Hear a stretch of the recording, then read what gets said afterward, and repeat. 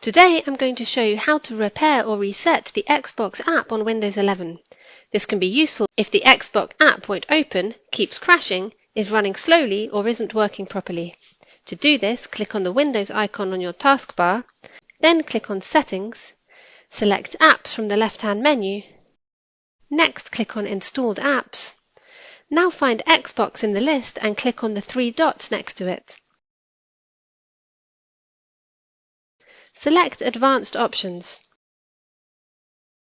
Scroll down the page.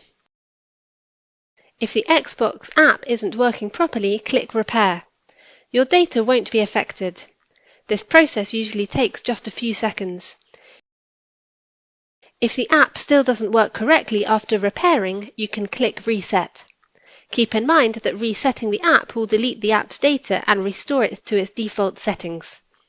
Once the process is complete, you can try opening the Xbox app again. All done. If you have any questions, please leave a comment below the video.